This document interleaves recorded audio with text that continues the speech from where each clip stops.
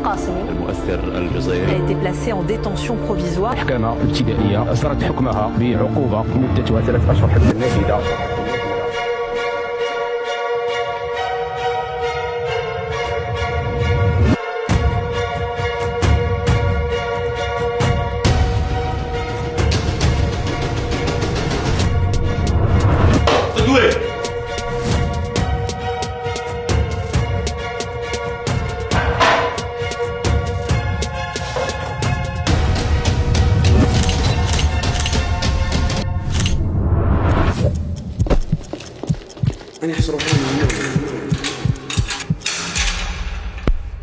بالقاسمي قيد الاعتقال ويتابع بتهمتي الإخلال العلني بالحياء والتفوه بعبارات منافية للآداب والأخلاق العامة في حق شخص أو حتى مجموعة